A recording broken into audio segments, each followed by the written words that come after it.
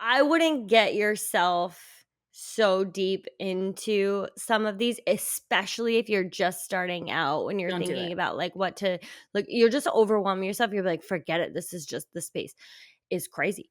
I would just take some of these, like we've sifted through some information, kind of like giving you what's the most important and practical, and then try to implement some of those in your life instead of any of the major overhauls. Hi, guys, and welcome back to the Thick Thighs Save Lives podcast. I'm Kelsey.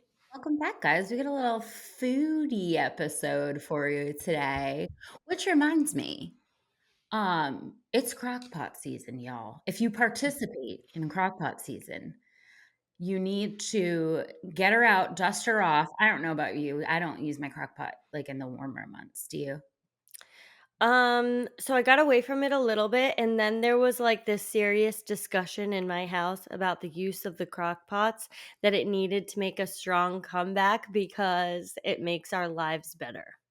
It freaking Like, that's does. what we said. Like, this improves our quality of life is the crock pot. I mean, Um, it's like electricity, like plumbing, crock pot. It's like these are the things that I really feel the improvement to your life is vast and far reaching. And it's crock pot season, which means I like to have, first of all, definitely every weekend, I like to have something, I like to have a a smell of brewing. brewing. Mm. I like to have it all around me. And then obviously on the weekdays, it makes life immensely easier. So I just wanted And that's to, the gift that keeps on giving, right? Because when you use your crock yes. pot, like, you never eat the full crock pot. I mean, maybe some bigger families out there are like, "No, no, we do." If you have, like, 8 people in your I mean, house, that's your problem. I don't have any then you advice. need 2 crock pots. But, I mean, it's the gift that keeps on giving because you feel like you come home and you have this is not a crock pot, advertisement, by the way. We're just hoping to improve your life. But you come home and dinner's already made and you're like, wow, I really have my shit together, even if you just had to throw a bunch of things in there.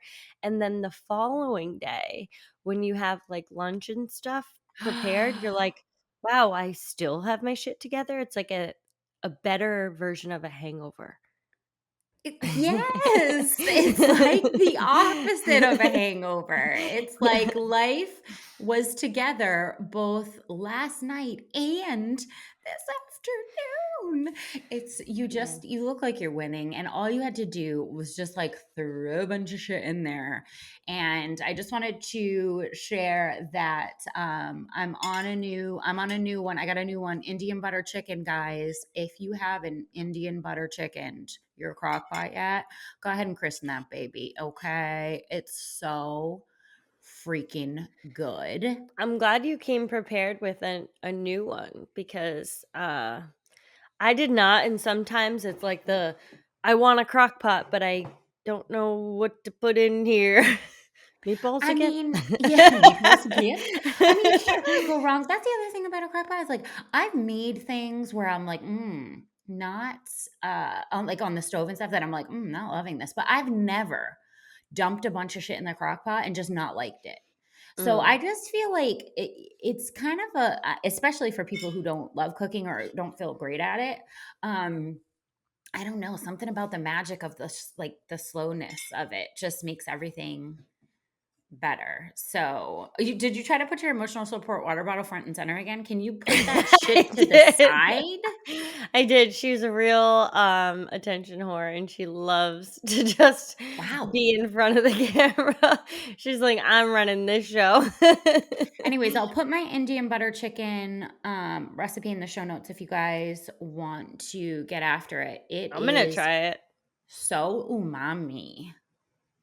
I'm gonna It's try so it for sure. umami. Yeah, you'll love it. But in the spirit of a foodie episode today, we've gotten a lot of questions over the years about just in general, like hacking the best ways to make sure that what is going into your mouth and going into your kid's mouth and going into your family's mouth is not a bunch of shit that you have to worry about. And in that spirit, we wanted to do an episode on reading nutrition labels, ingredient lists, and just like reading the back of foods in a way that's not going to include driving you insane, going off a cliff, spending 19 hours in the grocery store, because really those things are not going to stick and they're not realistic. So, what we want to talk about today is like easy, quick ways to kind of hack nutrition reading, label reading, in a way that fits into your life and also is not going to make you want to curl up in a ball and just say, like, I can't eat anything. Everything is poisoning me. Um, this is the end. What do I do from here? Well, Too much? it's a really hard balance to strike because there is so much information out there that can be extremely overwhelming, and trying to sift through all that is really difficult. But the reality of the fact is that a lot of things are um, not the same as they have been in the past. They've changed over time. There's been additives that are causing significant harm to your health. And that's the reality of the situation. If you get too deep into that, I can assure you it is exhausting, but totally staying away from it is the negligence that you don't need in your life either. So I really feel like striking this balance because, in my personal experience, I've gone kind of extremes on one way or the other. Prior to knowing how to read nutrition labels was, a whole shitstorm. And then learning that these ingredients are particularly harmful and prevalent here in a lot of foods that we're eating, especially for people, for everyone. But the tricky part is if you're a health conscious person, unfortunately, the the food industry knows that and has marketed things specifically towards you that are not improving your health, which is something that is just very discouraging because we used to think like, oh, you could have heart healthy Cheerios. No. That's just a no. And the marketing would make Marketing's a you hell of a drug. believe that you were making a good health conscious choice. So you are going out there with the knowledge of, I'm making a health conscious choice, and the reality of the situation is you're getting a lot of toxic ingredients. Our grandparents, I have to, not even our parents will argue this because they have had a lifetime of exposure to being okay with how they grew up on the things that they were eating, not realizing that the ingredients added are different over time. Ice cream does not look the same as it does now in 2024 as it did in 1984, right? The ingredients are not the same.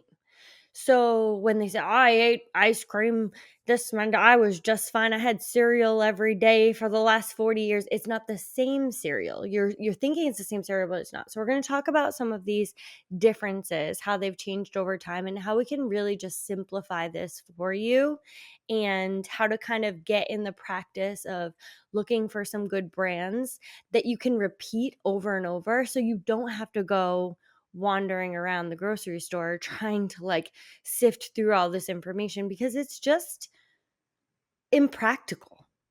It's impractical and it's not sustainable because there is no possible way that every single time you go to the grocery store you're going to have the time, energy, wherewithal for this whole game that we're playing, where you can't just read the front and have it say like no added sugar and have that be like, okay, cool, it's going in the cart.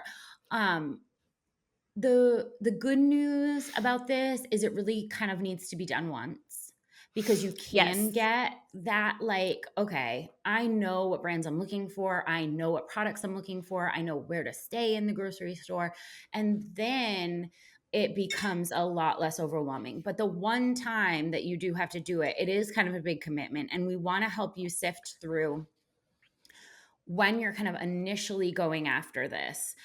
All right, when I flip to the back, okay, I'll flip to the back. Sure, fine, absolutely. I don't want to just be marketed on the front with all of the shit that is half of it's lies and half of it's just meant to be misleading. So I'm going to flip to the back, but what am I looking for is a really important aspect that we want to talk about. And when I was doing research on this, I found it actually really interesting that nutrition labels are actually very new. Ingredient lists are not. So when we're talking about like the ingredient list, we're taking, okay, what is in this in order of weight, right? And that has been required since 1938. You've had to put ingredients on every product, food and cosmetics, since 1938. But the nutrition labels are such a new concept. They were only created in 1990, which I don't know about you guys, but that's anytime it's within my lifetime, I'm like, oh shit, was that yesterday? That seems like Mhm. it was. I know that it's not anymore. Okay. You don't have to remind me. I don't have to do the math. But um it it wasn't even a thing. It wasn't even mandated until 1993 that you even put nutrition facts on the back of food. And then even since then, we've changed it so that the newest version, with like, has updated serving sizes and like, to reflect more truer consumption. Like, not like, oh, if you have 3 almonds, knowing no one has 3 almonds. Almonds Half was a a bad. half an That was a, almond. if you No, have but half that's an how almond. they didn't have, like, the regulation surrounding the serving size or, like, any basic suggestions, so the what industries were allowed to, or what some of these companies were allowed to get away with for like a serving size was truly laughable. Like It it was was like laughable. it was like no one would ever eat that much. Like half a spoonful. It's like what? So You're that they halfway could through the pack, you're like wait a minute. wait, oh my God. But no, but everything was, that was when nutrition labels became extremely hot, and everybody, that was all anybody was looking at. And so if companies could, make the calories seem lower, make the saturated fat seem lower, make the added sugar seem lower, then by shrinking the serving size to something that no one would ever eat, then when you flipped, it looked good. And it's only been since 2020 that these new appropriate serving sizes have been mandated, and also that you have to list added sugars versus naturally occurring sugars, whereas before you could just call it all the same thing. This has only been since 2020. That was literally yesterday. Yeah. So I just want people to understand how new these things are. And when you're kind of comparing the fact of like, what's more important? Do I want to look at ingredient lists or do I want to look at nutrition labels? First of all, they're both important, but one's much older than the other, mandate wise. And in my opinion, although they both have value, the ingredient list is always where you want to start, because that's going to give you a more comprehensive understanding of the actual food's quality. You can't quite get that just from how many calories are in something. You can't understand fully the quality of the food that you're consuming just based on the nutrition label. So that's why I want to start, um if you're going to start flipping, right? I want you to start with ingredient lists. If we get to nutrition label after ingredient list, that's okay, and we'll tell you how to go about that. But the first thing we're going to look at is the ingredient list. Yeah, 100%. I think that a lot of people have been immediately conditioned to look at the nutrition labels for some of the quicker informative and air bunnies things that they're looking for when it comes to like maybe protein or added sugars or calories is usually the biggest one. I don't look at nutrition labels. They're based on a man. I'm not a man. Never been a And band. never been a man, never going to be a man. So when I'm looking for some of the things that I would like to consume. I'm also definitely not looking at what the serving sizes are because I'm not counting my 10 chips. Like, so I would like to know what the ingredients are that's going into my body when I decide to consume these when I get home. So the ingredient list is definitely where you want to start and where you want to kind of rule out some of the things that are more important for you to avoid. So if you start to see some of the maybe red flags on an ingredient list that you start to say like these are 100% a no-go for me, and we're going to talk about some of those, but you're going to have to decide for yourself like what is your stopper, what you're willing to um, kind of include in your diet, and what's a hard no for you. A lot of people, when it comes to like sunflower or canola oil, some of the oils that are added into a lot of these ingredients, that's a no-go for them. They understand that they're prone to things like inflammation in their body. They're personally are prone to these things, and that's where they have some of their stoppers. At some point, you do need to decide which one is a stopper for you. Definitely. I mean, Is it a that red is dye? Red dye for number me, none? for me, yeah, I'm a hard stop at this. But the important thing to remember is we're not being a hard stop at everything, right? And then just being Not like everything all the time. overwhelmed. Not everything all the time, right? And this is not and is never going to be any kind of a fear-mongering podcast. Yeah. We live in a modern world. We understand that food is so much more processed than it's ever been, and that there are obstacles to getting some of the food we would prefer to eat with what's available, what's in budget, what our local grocery stores actually have. So we want to And like bridge that gap. what's like convenient for you to be able to add into your lifestyle. And I really feel like that's an important one because a lot It of is. people have looked at things like instant rice or some of these things that are definitely not perfect in how in what the additives are in there, but what's the alternative? Like, are you someone who is really going to spend the time cooking up some rice? Like, it takes like, from the beginning, not in the 90-second one that we put in the microwave. Like, are you going to make a healthier choice, a more nutritionally sound choice if you have to cook up rice that takes like 40 minutes, or are you going to eat chips instead where you would have had chicken, rice, and veggies? Something, this is just an example, guys. You don't have to do chicken, rice, and veggies. But would you have done that instead if the rice took you 90 seconds to make? We have to look at the practicality here of what your lifestyle is and what fits. Again, it's a modern world, and no one's ever gonna, be in the back farming their rice from scratch. I mean, these are just Yeah, not the perfect ingredients, grow it in your right. That backyard. would be I'm like, that's not awesome. for me. Like, that's not in my journey. Is that perfect? Yeah, 100%, but that's not in my journey. Not at all. And like you said, like if you're like shunning minute rice and ordering DoorDash instead, we're not doing the thing, right? We're not This doing the is thing. Okay. So, with that being said, when we're making the rounds in the grocery store, and this is kind of like for your first time where you're like, okay, they've convinced me, I want to turn these around. I'm going to take a look at the ingredient list. Easy things that you can include without having a degree in nutrition science. I mean, some of these food additives are extremely long names that we don't have. they're I mean, what are you going complex. to do? Sit there and Google everything? I mean, you can't do it that way. And sometimes they end up being common things. So here's the thing. First, look at the length.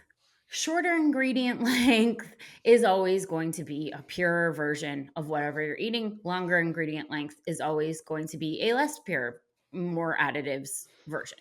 So, if nothing else, when you turn to the back, if you see an ingredient list that takes up half the label, that's probably going to indicate that it's a more highly processed food. Whereas if you see an ingredient list that is significantly shorter, if you're just comparing those two things, I'd take the shorter one. Hack number one. Hack number one, length. It's a really great one. Um, the second hack is the first three ingredients. So, ingredient lists appear in order. So the heaviest, what we want to weigh the heaviest to the least, and obviously what's included. So when you see sugar listed as the first ingredient, you know, for example, sugar, for example, you know that this is a food that is heavy in the sugar. If they put it as their first ingredient, you're like, whoa. Now, you know this from like your conditioner shampoo bottles, and you turn it over and you're like, water. So basically, Damn it. I I'm paid washing I my paid hair. $30 for water You're again? I always find that the most frustrating because I'm like, man, I already just poured the water on my hand. Now I'm using this stuff. It was Um, free. The first water was the free. first water was free. Jesus. So you know that you want to look at what the most like what's your first three ingredients? Are your first three ingredients things that you want to consume, things that you are happy with their nutritional source, you can pronounce, and that you recognize, to be honest. You know, if you're it I do this is a good example with dog food too. I know everyone's like, okay, the dog food. But when you turn it over and you see the first three ingredients aren't chicken and it's a chicken meal for my dog, I'm like, well, why is it corn? I don't understand. So this is a really easy one to just be able to immediately discard something if you're turning it over and you're looking for the primary ingredients and they don't start with what you're looking to consume. Absolutely. I mean, if you're grabbing, whole grain cereal bars and the first ingredient isn't whole grains, it's what the You hell? marketed. You What the marketed. hell? You said this was whole grains, but yet the first ingredient is sugar. So Yeah. explain yourself. Mhm. Um, all right. Hack number three, and you know, I don't want to be brought through the ringer on this because certainly we are not making broad generalizations. These are just quick hacks. But if this the ingredient list should be mostly stuff you recognize, right? I'm not saying that if there's an ingredient that you can't pronounce, that you should never eat that. Okay. That's not like we are not in a society where that is mostly possible anymore. And a lot of the chemical compounds that we find in foods are naturally occurring. So sometimes just because you can't pronounce something doesn't mean that it's a bad ingredient, quote unquote. However, that doesn't make it good either. So let's just not like ignore that whole thing, just because it doesn't make it bad doesn't make it great either. So it's just unknown. And if something is unknown, but another product has all ingredients that you do That you know. recognize and can pronounce, then it's kind of like, well, this is an easy choice, right? Because you're not going to spend your life researching every chemical compound. So, in that spirit, if you can find things with ingredient lists that are all things that you mostly recognize and mostly can pronounce, then they're probably, guys, better, more nutritious whole food choices than the ones with all the shit that you can't. Yeah. I mean, this is definitely a broad generalization, but a really good one to practice. There are ones that you'll consistently see if you've started this process and you're kind of like turning things over and you're like, I'm consistently seeing like xanthium gum. Like, what is that, for example? Then you might spend some time like looking at that being a type of preservative that also causes inflammation. This is on my list of just limit, but also I want you to think about like the how much you're eating some of these things. For example, like something like hot sauce or whatever. Like if you put a couple dabs of it on a couple times a week, is that something you really want to spend all your energy on? In my life, I would consider that a no. But you Plus decide for you, where it appears on the ingredient list too. Like if that's for the sure. first ingredient and you're Yeah. using it every day, then you're like, "Whoa, okay, hold on, hold the horses here." But if it's like the last ingredient and it's a couple of dabs on your chicken, I mean, come on, let's build a Let bridge and get over it. 100%. Like, I really just feel like you kind of have to look at what fits into your lifestyle, how often you're using something, and what you're willing to make. Because just life is about compromises. Like, if you are someone who's like, no, no, I want to be perfect, I want to cut out all of these things, go for it. I'm here for Love you. you. Love Yeah. you. I love that for you. I love that for your journey. If you're someone who's like, I'm trying to find balance in this space of being able to have the things that I enjoy and not be like totally consumed by this, then we look at, frequency and balance, and we think about like, these are the things that I am okay with. I have the knowledge behind it, and I'm going to say this is fine for me in my life, and I'm moving forward. Done. Ugh, love Don't that. shame yourself. Don't shame yourself. The last one is just watch organic. So, unfortunately, Ugh, there has this been makes me real mad. I it get real really mad. it really is, because like over time we have watched, food production and how we have changed our language around what's been important for us when it comes to consumers.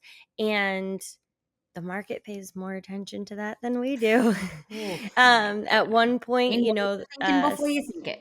yeah, and at one point, saturated fat was a big buzzword, right? So he's like, take all the saturated fat out of everything, add sugar to it. Um, and it just became, this thing. Organic became this way to mark up some prices and target a certain population of people who are health conscious and are looking for quote unquote organic food. Unfortunately, this does not tell the whole story, and you're not safe from looking at any ingredient lists just by thinking something is organic and that they've already done that for you.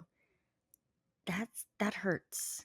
It hurts my heart, but the more you freaking know, right? And like Because having you just want to organic. say like, oh, Right, over the, oh, because like it's across the board. plastered right across the front, and I just wanna go and I just wanna put in organic, yes, and right on the front, and I don't have to do any work, and I can feel good about giving this to my son. I can the fact is that is not how it's working anymore, and the more you know, the better you can do, and so that's why It we're was flipping like it over. cage-free eggs did the same thing. It was like you picture Those like cage-free, bastards. right? You Those picture cage, like bastards. you're in your mind, the rest of us are They're watching running our chickens free. running free, and it's like, "No, no, they're in a box." And you're like, "What in the hell?" Like, We said that cage free. yeah, and it's like the same size, but they put them in a box. Like, no, no, they were in my mind running freely. That's not Doing chicken shit all day. doing chicken shit. and Damn and that's just it. not how it is. So there's a ton of language around those that like you don't have to do all we've done a lot of the research for you. So some of these like kind of tricky things, like, I don't know, I wouldn't get yourself so deep into some of these, especially if you're just starting out, when you're Don't do thinking it. about like what to, like, you're just overwhelming yourself. You're like, forget it, this is just the space is crazy. I would just take some of these, like, we've sifted through some information, kind of like giving you what's the most important and practical, and then try to implement some of those in your life instead of any of the major overhauls. Quick interruption to tell you guys we have more pockets. Pockets on pockets. You On didn't think it pockets on was pockets possible, but on we said pockets. more. Can there really be enough pockets? Like just the two, like, we're the leaders in pockets, and we gave you pockets on leggings and with no exceptions. And, but what we really found was, can you ever have enough? I don't think so. Want I more? don't think so. I mean, here's the thing. If you've ever worn leggings with pockets, you just can't go back. So now we Mm-mm. have upcoming our new Cargo Beyond joggers in 4 brand new colors. Well, it's new anyway, and now it's in 4 colors, and it has more pockets. They're all functional. Here's the thing that I actually don't like. When I get a pair of pants and they have a bunch of pockets just for style because I'm in with the Utes, but they're not functional, I'm like, "What are you guys doing? You don't have anything to carry?" What do you guys do? The Utes probably don't have anything to carry because, They do, they're they stuffing just it in their they bras. I did that. I've been there. I know, but we don't want to do that anymore. We're not You going want your back. lip gloss in your pockets. You want your cell phone in your pockets. You want your keys if you ever take them out of your car. If you're one of those people, put them I in am pockets. because I don't like to get my shit stolen. But yeah, if you haven't gotten our Beyond joggers, they are so stretchy, so comfortable, and adding more pockets just makes them freaking cool. So this Friday, make sure you are at constantlyverygear.com and get you some. So if you do see organic, you're still flipping.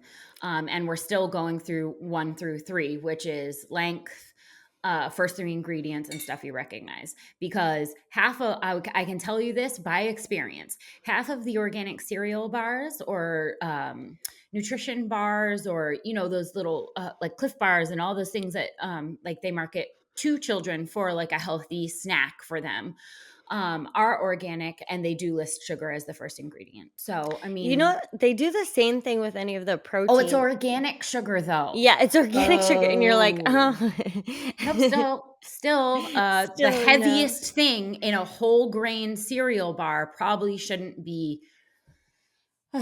Sugar. Anyway, Well, here's the thing. These are all like tons of marketing ploys that definitely are trying out what they want to put on the front of their marketing to see what sells the best. So they know from a percentage standpoint that if you put organic on the front of the box, you can sell it at a higher price, and it's more likely to be a top pick for a lot of people at that higher price. So, of course, why wouldn't they do it? The same thing's been done with protein. You can see things with 3 grams of protein in it. I'm not joking. 3 grams of protein that have large marketing on it, protein drinks, blah, blah, blah. And you grab them because you say, like, I need some protein today. 3 grams of protein is not worth all that sugar. my God, the So sugar protein ratio here is I'm like, what wowing. just happened? What just happened? Um, so just be careful of what that is on the front. Just give it a quick switch over and actually see what it is that your primary source that you're consuming with that is, and just go with that knowledge. If you're still gonna go like, well, I want this drink, like this is what I'm doing, and it makes me feel better that it has a little bit of protein in it, cool. But just Cool. don't think you're meeting your protein requirements with getting a drink with 3 grams of protein and 20 grams of sugar. It is Met what it sugar is. requirements, so we're good there. Good there for the rest of the day. All right, so now I want to talk about nutrition labels because they do have a place after you have looked at the ingredients. And here's where I would start using nutrition labels in the process, right? So if we take 2 products, flip them over, and the ingredient lists are pretty comparable, then, and you're still deciding between the two, then is the point where you might go to the nutrition label, because you can find some information there that would help you distinguish between 2 products that have ingredient labels that you feel comfortable with, whatever that looks like. So I've got 2 wheat breads. Ingredient lists pretty similar. Now I'm going to turn over and I'm going to see where we are making the distinguishings between serving size. Okay. Because if the 1 wheat bread is giving me a ridiculously low serving size that I would never eat in a sitting, and the other one is giving me an appropriate like size for a sandwich, then we can just start there. So serving size listed on the nutrition label being close to or what you would normally consume in a sitting, um, then we can work with that and keep comparing going down the list. This is also particularly important if you are looking for something like an increase in protein, or if you're looking at, what some of the added sugars are. Like, this is where that can give you some of that information, where you're looking at maybe 2 bars that have a similar ingredient list, but you're like, "Okay, but how much protein is in this?" Like, that's where I think that Right. this can be a good guide for you when you can look at actually the serving size plus, comparing the 2, because if you see, the same number of for the grams of protein in there, but the serving size is drastically different. You're like, "Oh, well, wait a minute. Wait a minute here. What am I eating and like how much what is my source of nutrients that I'm actually getting from this?" Right. Would I open the bar and eat half of it? Yeah. Okay. If you would, then that just as long as you know. But yeah, it's so true when you get to a place where you're looking at macronutrients, where you're looking at fiber, where you're looking at things like that, that's where the nutrition label comes in handy, but only after the ingredient list. So, yes, um calories do appear on the nutrition label. Yes, they can be a part of comparing two very similar products. Um, it's really far down on our important, like, most people are trained to look at the back and have that be the first thing. That for us, that's way down on the list, but it can still be a part of comparing two like products. If you see, the serving size is the same and you're like, hey, I can see that and you now, don't forget, ingredient list first, because the calories can be manipulated by adding ingredients that you may or may not want to consume. So that's why we're not looking at calories first, but it can be a part of the conversation if you've gone through all of the other requirements. 100%. I will tell you guys this, I personally don't look at calories at all. That's a personal choice for me, but I do think that there is a place for it in the discussion of where people are saying like this is on my list, and I've heard you guys, I'm looking at ingredients, I understand what some of the nutritional value is there and can make your decision based on that. Um Percentage of daily value. So this comes into play when you're looking at macro and micronutrients. So we have we've talked about macronutrients, we've talked about micronutrients in the past. A lot of people are structuring their diet on macro and micronutrients and trying to figure out a balance there for the nutrients that they need on a daily basis. That's where this percentage of daily value can come into play for you if that is particularly important for you. I mean, you can flip it over and you can look at like how is this going to fit into my day when it comes to the percentage of daily value.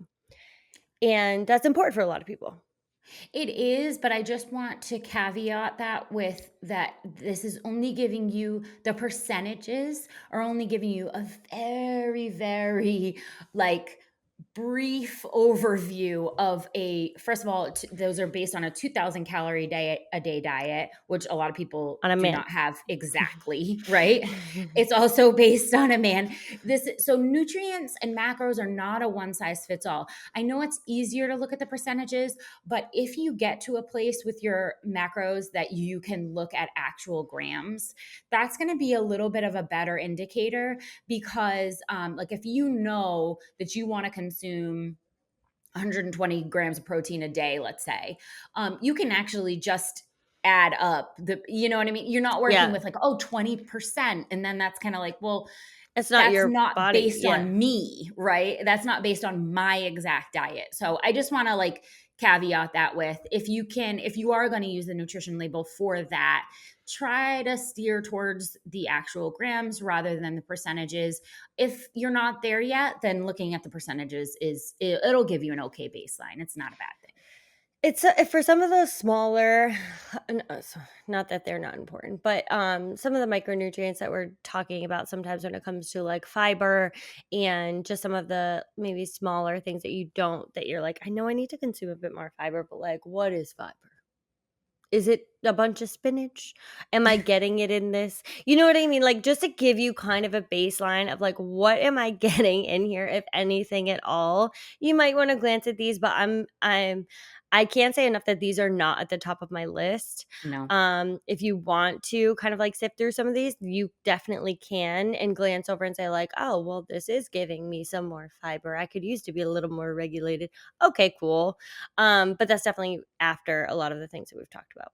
Yeah, like that's the comparing of the two, right? I have two exact same products, same ingredient list, same serving size. This one has more fiber. Yeah, cool. I'm looking for more Cool. fiber. Then that's where that comes in. But I mean, we talk about this all the time with workouts too, is like we probably don't, most people do not need to be filtering it down to that level. What they really need to be doing is just committing to moving once a day.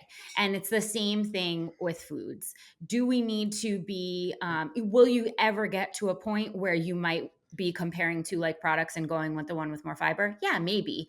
But more than likely, what most people could use is just to have a quick look at the nutrition label after looking at the ingredient list and making a choice based on that. Um, and I did want to after this work, I will give a couple brands that we know and like, and also I want to encourage people to use the Yuka app if you're overwhelmed by all of this, because it's a really nice, easy way to compare ingredients and nutrition label all in one and just scan the food.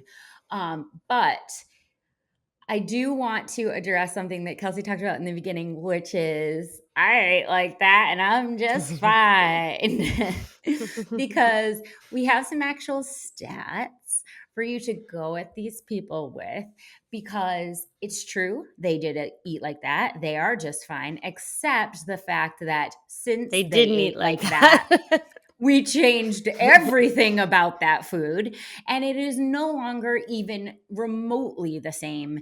And that is why when people say, older generations say these things, it's like, okay, boomer, that's wonderful, but the bread that you ate, I Every mean, day for the last 40 years. it's wonderful. But the bread that you ate when you were growing up was made with 4 ingredients.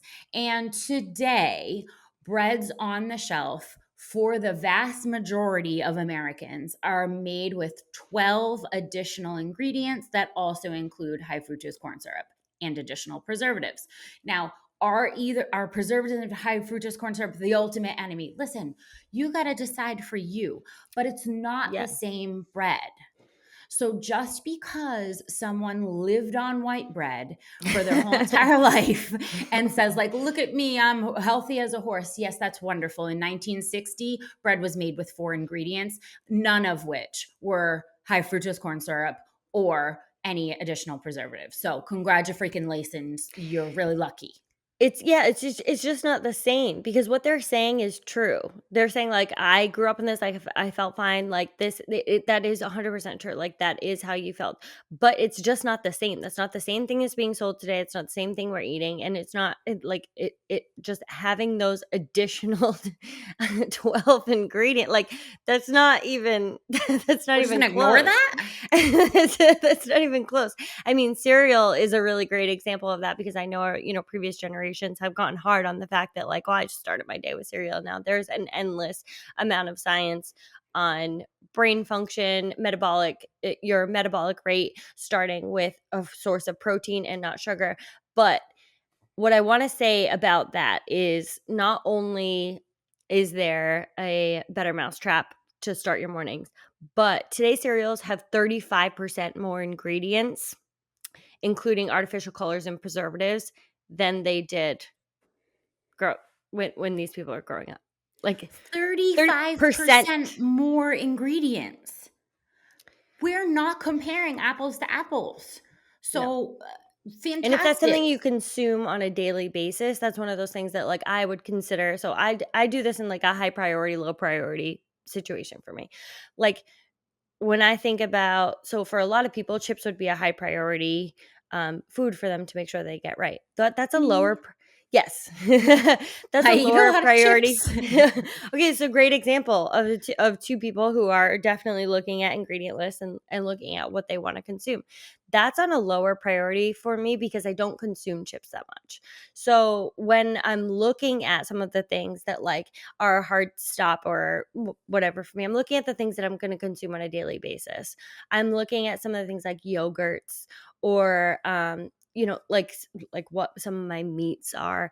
Those are the things that are in my high priority list. And if you're someone who consumes cereal on a daily basis, I would suggest that that would be on a high priority list for you because you're consuming it on a daily basis. Now, if you're someone who's like, well, I don't consume this thing that much, I really just it's kind of like, well, once in a while I eat this thing. That's not really like a very high priority for you because it's not on your high consumption. It's just one of those like once in a while foods. Which I think I give those less. I mean, if someone were to put cereal in my house, it would absolutely 100% go stale before anyone ate it. And That's good. so that's why I'm not like, okay, Mr. Detective on the ingredients, because it's like, I'm not even going to buy it. And if I am, it's going to be so rare and no one's going to eat it. So, but yeah, chips for me are a high priority because the people in my house definitely eat a lot of chips. And just for the record, chips have undergone a 50% increase in ingredients over the past few decades. So And these can be remember I when it used to be potatoes and salt? I know. These can be one of 50% the more ingredients. and these can be one of the more dangerous of evolution of the chip. This can be one of the 50% 's a lot anyway, That's a lot. but the ingredients that have been added to some of the chips when and I'm not just talking about like potato chips.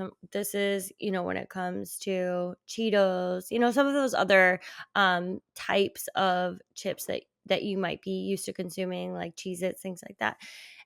The those can have some of, unfortunately, the more kind of like dangerous ingredients that I would consider that might be on your hard no list. They might be on your once a year I go to Yeah, the ballpark, I get a hot dog, I get Cheetos on fine. the side. It's like a thing that I do. Don't And you're stress not about then we're that. not going to turn and read the ingredients. You know what's in there. It's shit. But it's once a year. Like That's fine. come on. Yeah. You like let's move on. And I also want to mention that if you haven't heard the episode we did on the grass loose loophole for the FDA, you need to know the fact that companies can now introduce new ingredients to food that are not FDA approved. And that's under a loophole. And that did not exist when the boomers were talking about all the things that they ate and they're just fine now. Um, so, when people say things like, well, I'm concerned about the fact that, our ingredients here in the US, our ingredient lists for the same products are 10 times longer than the ones being sold in Europe. And people are genuinely concerned about that. And then you have people going, well, come on, this is just fear mongering. Listen, you got to take your own stance on this. But the fact is that when you're looking at those two ingredient lists, you can tell that the European Union works on more of a better safe than sorry mentality, whereas the United States works on a fuck around and find out mentality. That's so true. It's true. I'm sorry, but this is true. In Those order are for the 2 something, comparisons. it's true. In order for something to be banned in the the European Union, it's one of those things where it's like if they suspect that it could have harmful things, it's immediately pulled.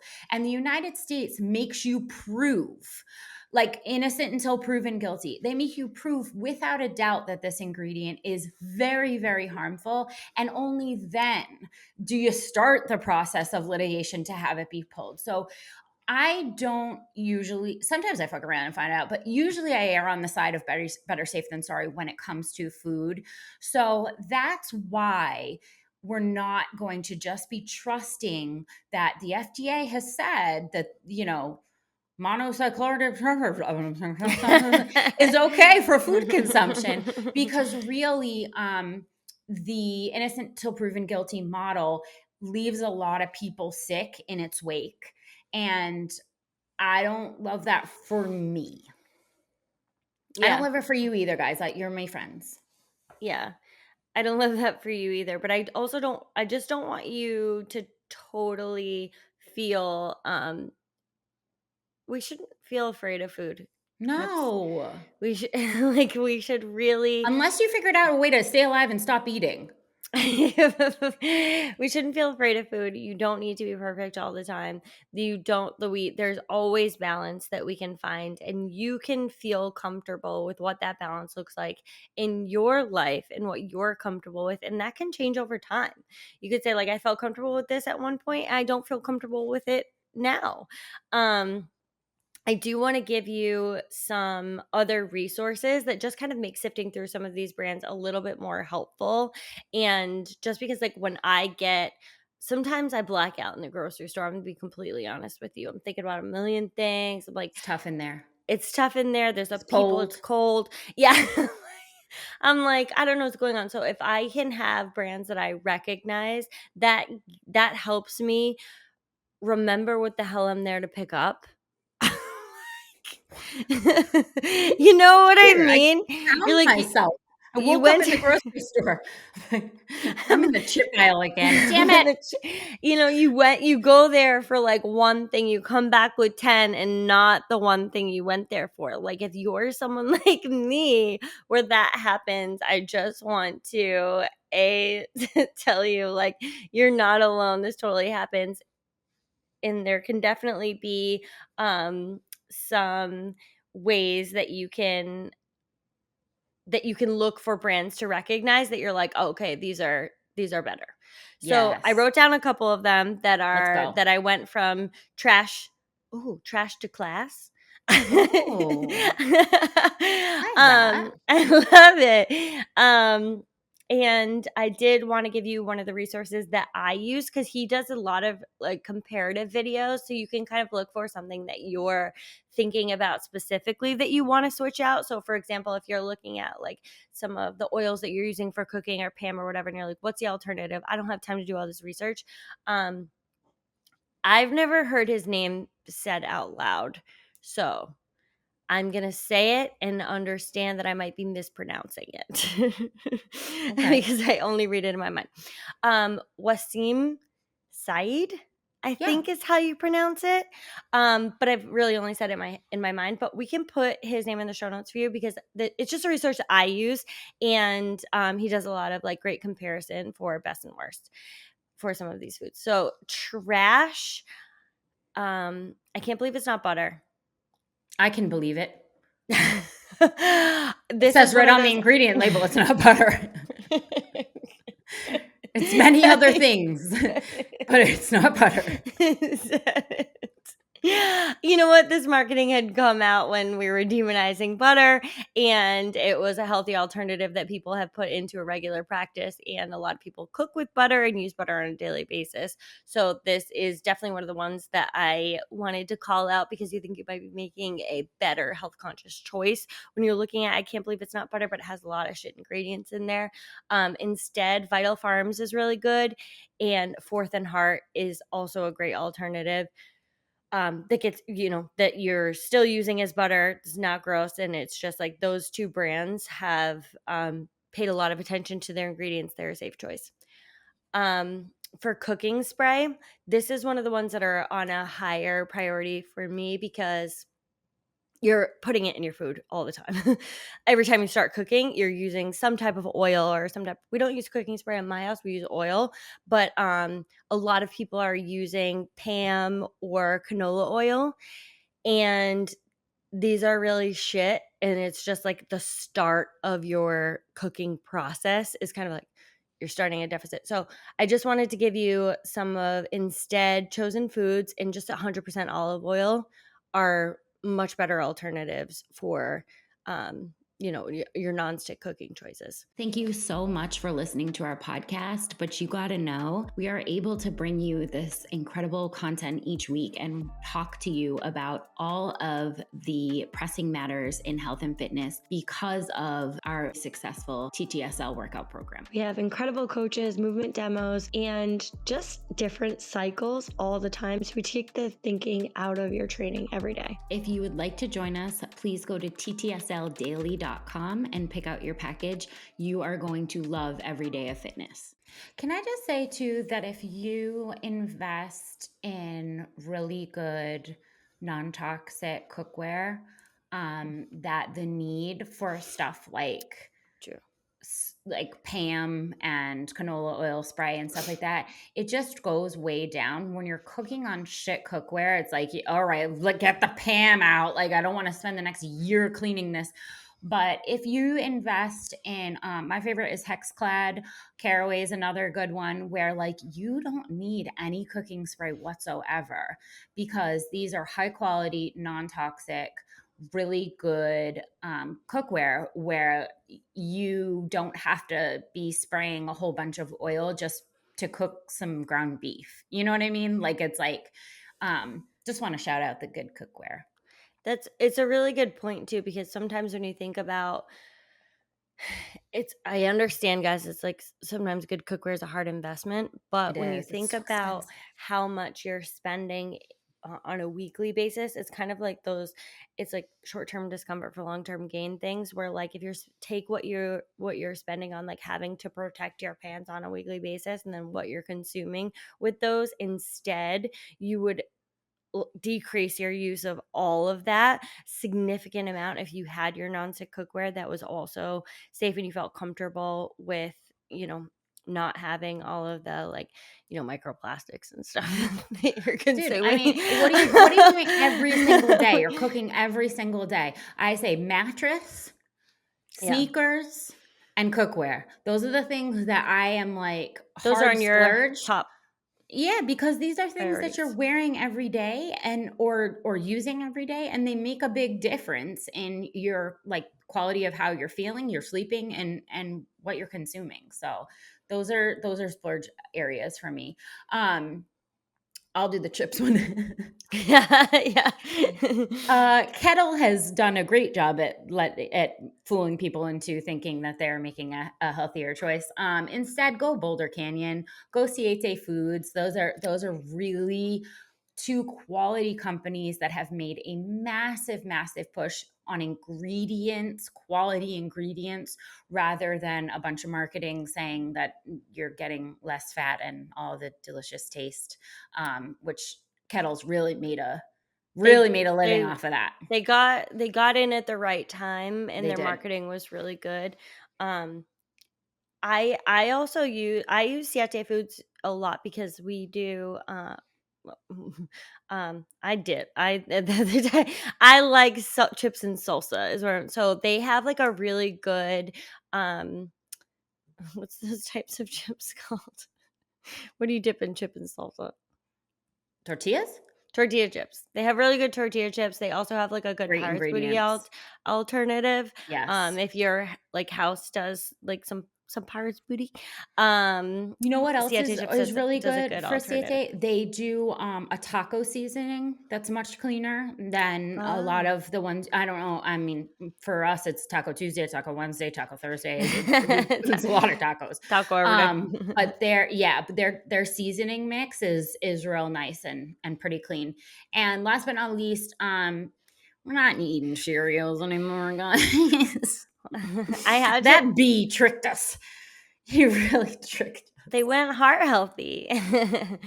They went heart healthy. They went the heart healthy route with marketing and like lowering your cholesterol, and that just like kind of like irritates me because that's just not what they ended up with any of their ingredients list. So, Eat Love Bird is a good alternative for some of those. They have different kinds of cereal as well, but that's just um one of the companies that you might want to look for instead. So download Yuka. We're going ingredient list first, nutrition list only if you're really narrowing it down. And we're looking at some of these ingredient conscious brands that have made pretty substantial commitments to keeping their ingredient lists as minimal and as least processed as they can. And we're being realistic.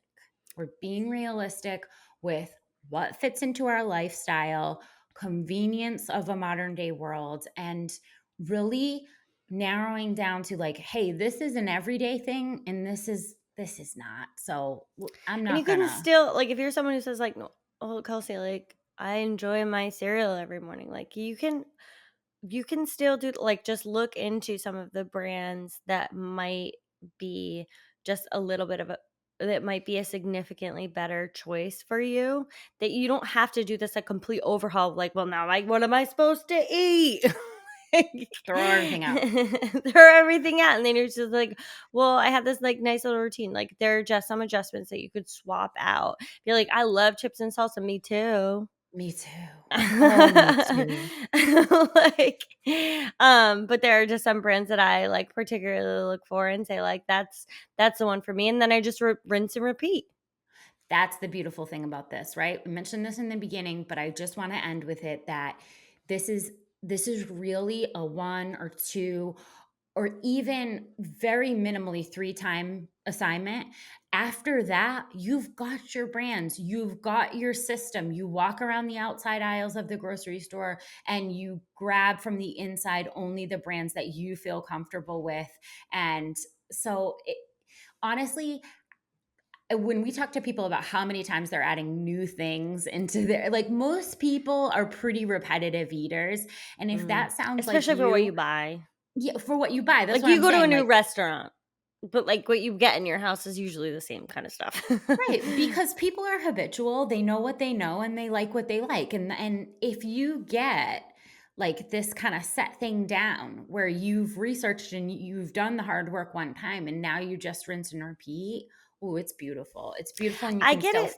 like, I have get time it to, like, too. do other shit, like, All your other shit. I get it too. Like if you have kids in your like they come like they start like especially if you have little kids, right? Like they start liking a thing and you're like, "Oh, they had these like they're not called gummies. What are those that we just recently okay, like you like these fruit gummies now, snacks. now like fruit snacks, that's what Yeah. it is. Mhm. And now you're kind of like, all right, well, I understand you like fruit snacks, but like then you just kind of one time have to do your like, okay, but what are the fruit snacks that we're gonna keep now in the house? And then you move from there, or we're not going to at all because you're the boss.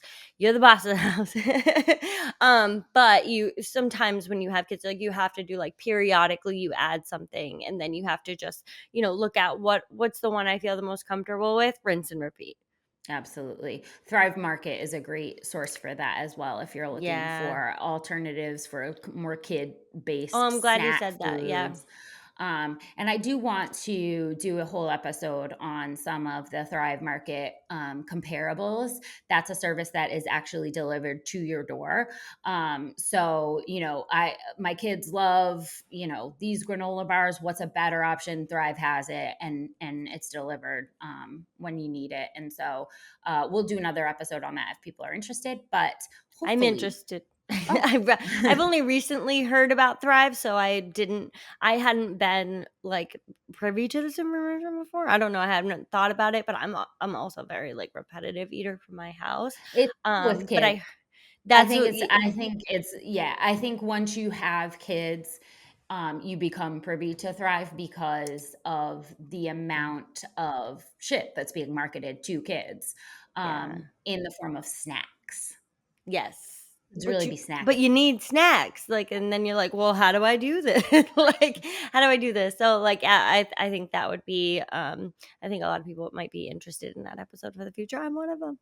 All right, let us know, guys, and be safe out there, be healthy out there, and just do your best. Do your best Do your and arm best. You're yourself with doing great. knowledge. You're doing great. We love you.